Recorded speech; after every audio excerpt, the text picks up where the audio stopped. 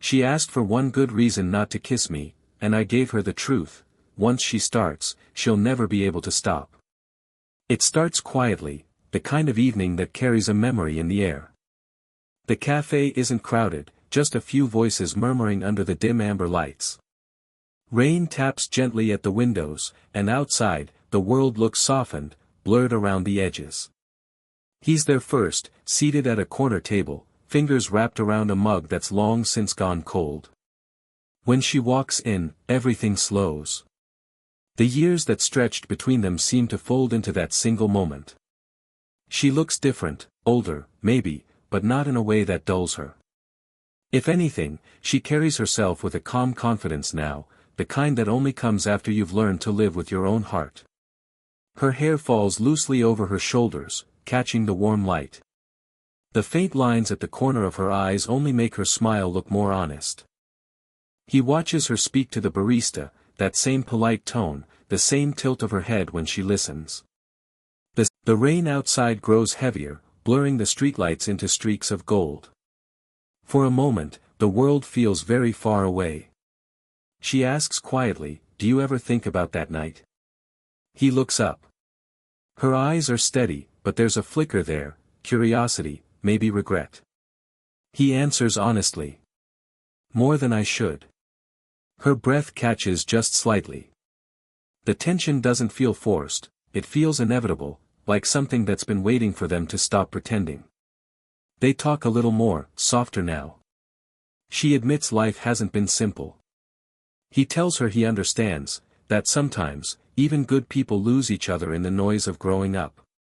When the cafe starts to close, neither moves right away. She finishes her coffee in slow, thoughtful sips.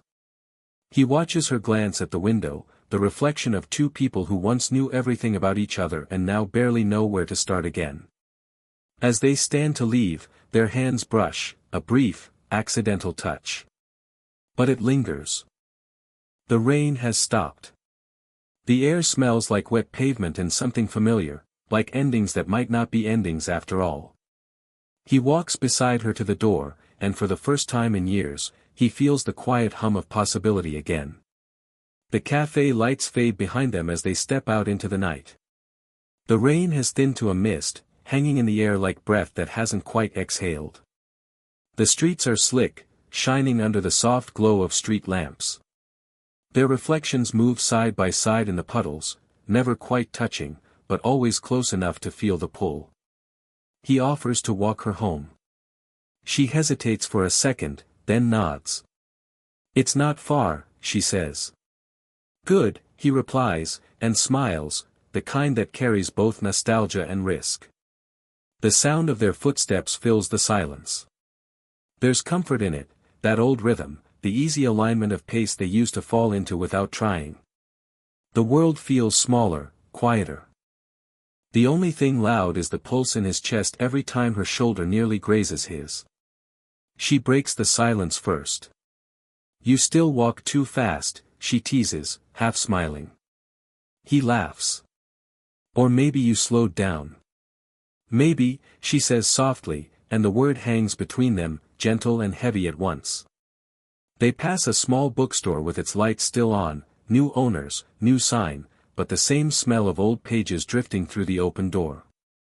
She pauses, glances inside. "We used to spend hours in there," she says. "You always left with books you never read." He looks at her. "That's not true. I read the ones you picked." Her lips curve into something fragile. "Then I should have picked better ones."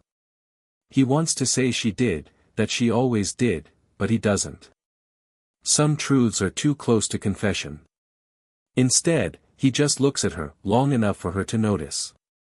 The rain picks up slightly, soft drops catching in her hair. Without thinking, he reaches out and brushes one away from her forehead. His fingers barely touch her skin, but the contact sends a quiet ache through him, a pulse of memory, of what it felt like to be allowed to care for her openly. She doesn't pull back. Instead, she looks up, eyes searching his face. For a moment, it's like the years between them vanish, replaced by that same quiet familiarity, that same warmth that once filled every room they stood in together. Then she looks away, and the distance returns, though smaller now, gentler. "I don't let people get close anymore," she says quietly, her voice almost lost under the sound of the rain. He nods. "I get that." "Do you?" she asks, her tone curious, not cold. He meets her eyes again. "Some people never really leave, no matter how far they go." That makes her stop walking. She studies him, really studies him, like she's trying to read the years written on his face. Then she smiles, faint but sincere. "You haven't changed as much as you think." "Neither have you," he says, and this time, it's not just polite. It's truth.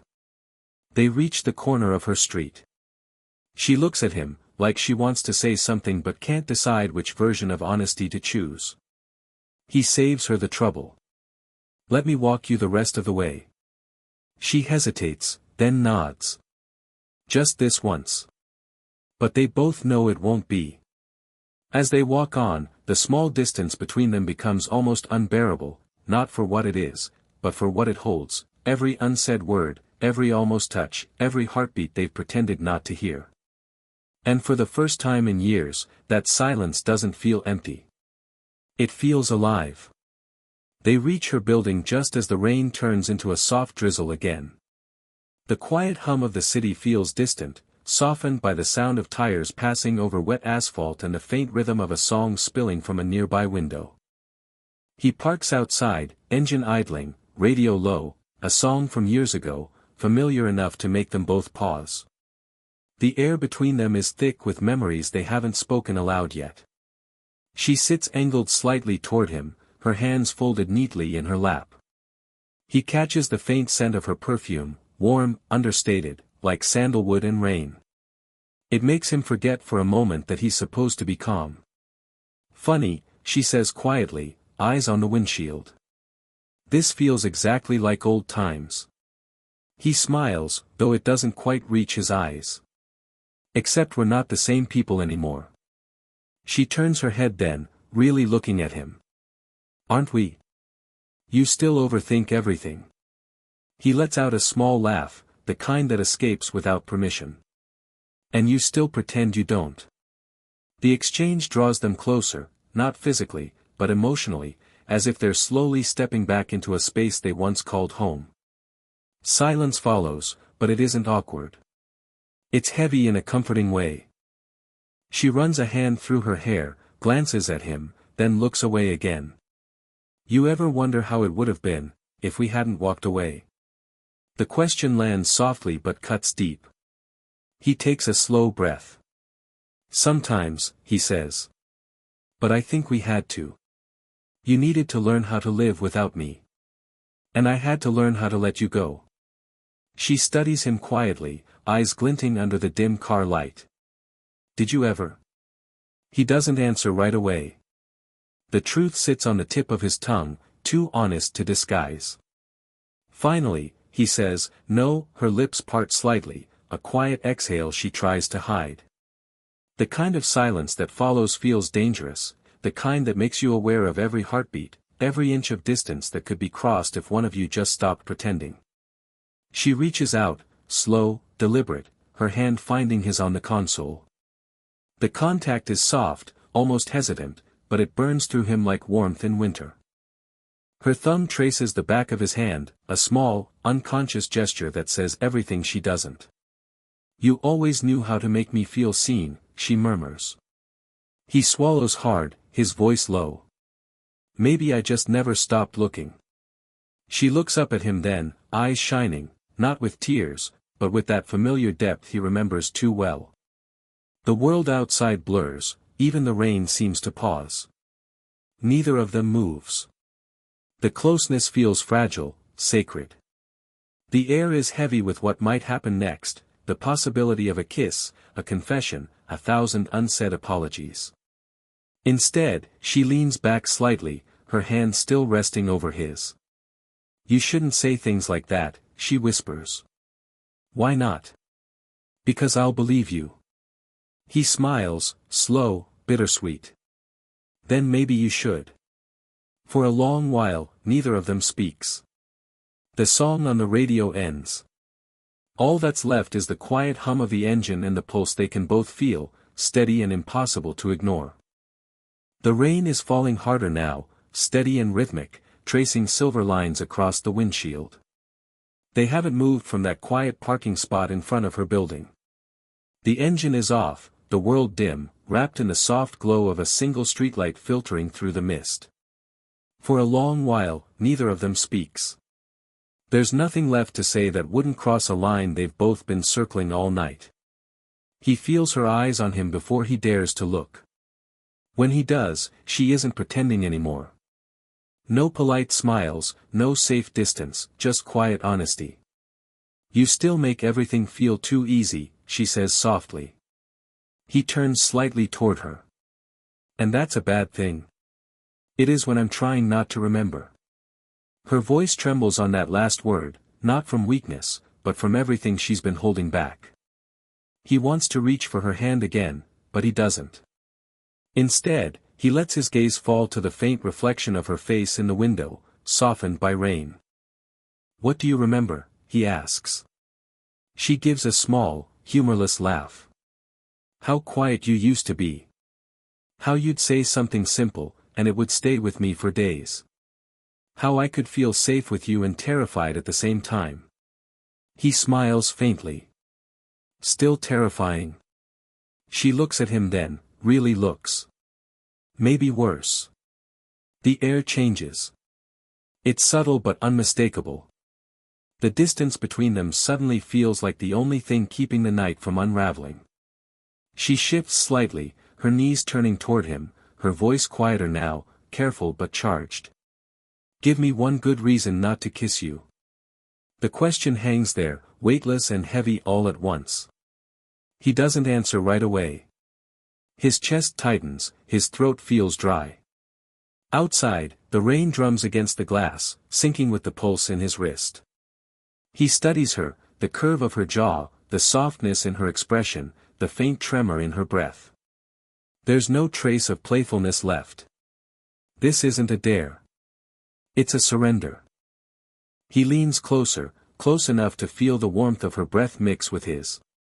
His voice drops, low and steady. Because once you start, you won't stop. For a moment, she forgets to breathe. Her eyes flicker between his lips and his eyes, searching for hesitation and finding none. The silence after those words feels alive, trembling, electric.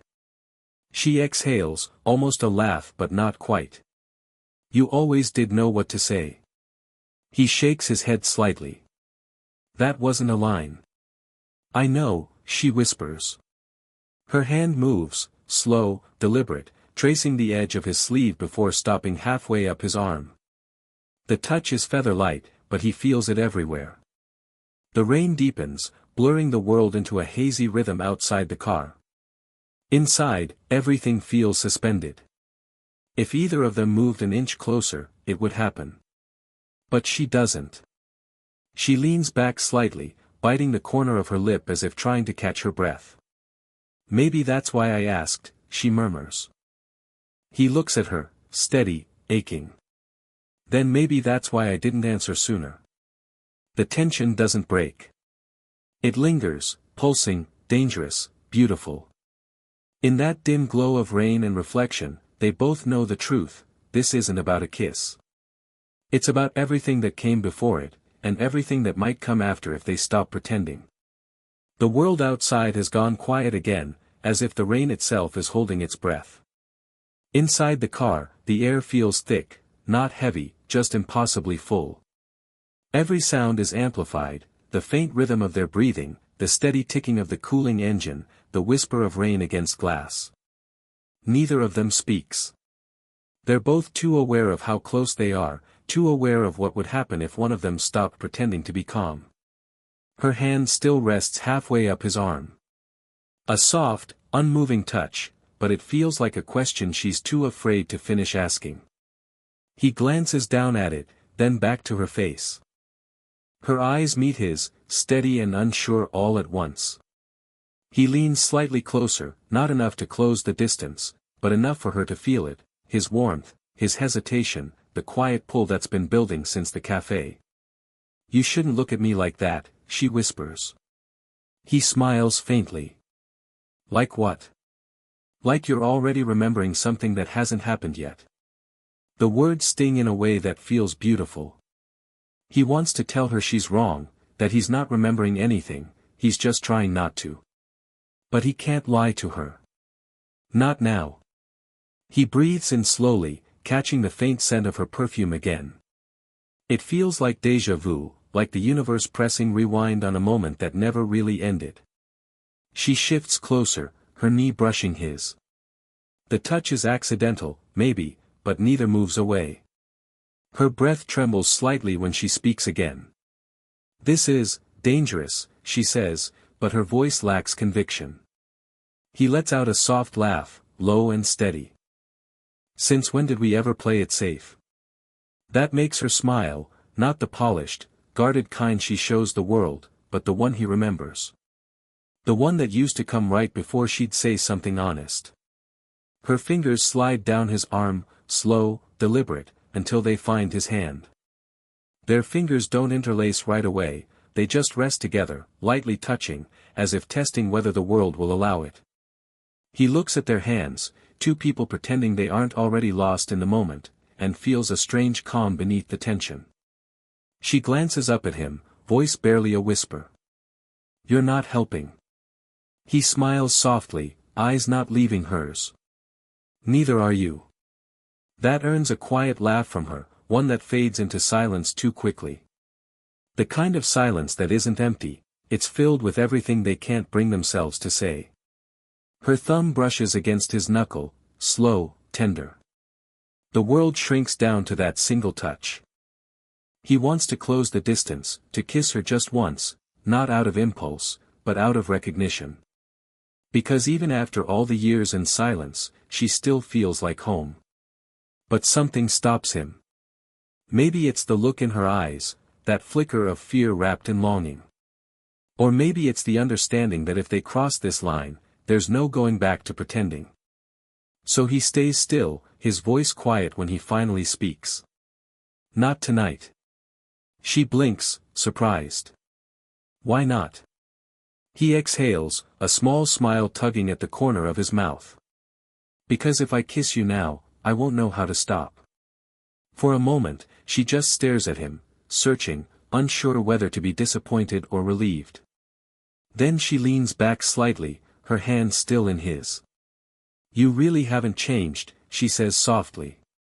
"Maybe I have," he murmurs. "Maybe I just learned what not to lose this time." The tension doesn't disappear, it settles, quieter but deeper.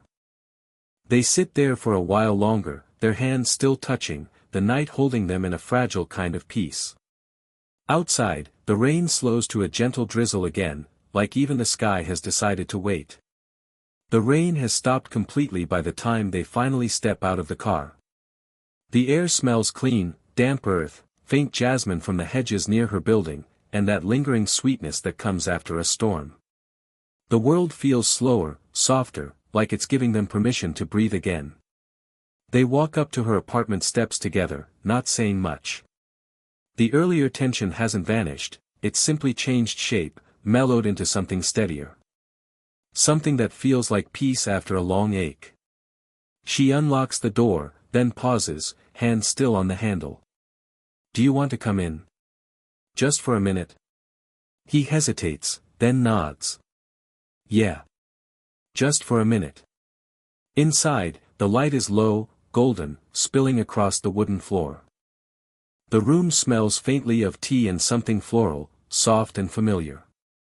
She kicks off her shoes, gestures toward the couch. "Make yourself comfortable. I'll get us something warm."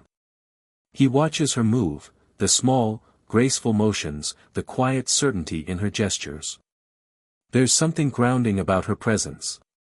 When she returns with 2 mugs of tea, she sits close but not too close, just enough for their knees to almost touch. For a while, they just sit there, hands around their mugs, steam curling between them. The silence isn't awkward, it's full of weight and warmth. She breaks it first. You know. I used to think I had it all figured out. She stares into her cup. What I wanted. Who I wanted to be. But somewhere along the way, I stopped recognizing myself. He listens quietly, eyes soft. I think we all do that. Lose track. Pretend we're fine just because it's easier than admitting we're not. She looks up at him, a faint smile tugging at her lips. You always did see through me. He shakes his head gently. I just paid attention. Something in her eyes softens then, a flash of gratitude, maybe relief. You were always good at that. Listening. Making silence feel like company instead of loneliness. He smiles faintly, looking down at his tea. Maybe because I was lonely too. That confession lands gently between them. She doesn't rush to comfort or deny it. She just leans back, resting her head against the couch, exhaling. It's strange, isn't it? How we spend years pretending not to miss what we can't replace. He nods. Yeah. Some people don't leave holes, they leave echoes. Her eyes meet his again. This time, there's no hesitation, no mask. Just a quiet understanding. Without thinking, she reaches out, her fingers finding his hand again. Their hands fit easily, as if the years apart were just a pause, not an ending. Her thumb moves in slow, absent circles against his skin.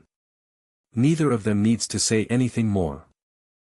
The moment itself says enough, forgiveness, recognition, and a promise neither dares to voice. She looks at him, voice barely above a whisper. You make it too easy to remember how to feel safe. He squeezes her hand gently. Maybe that's what we both forgot, it's not supposed to feel hard. The air grows still, the night outside wrapped in quiet. For the first time in a long while, neither of them feels the need to fix or force anything. Her head tilts slightly, her shoulder brushing his. He doesn't move away. They sit like that, side by side, surrounded by the soft hum of a city that's finally asleep, two people who have stopped running from what was always meant to find its way back.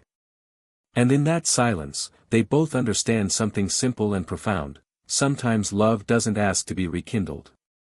It only asks to be remembered. Morning comes soft and gentle, spilling golden light across the room.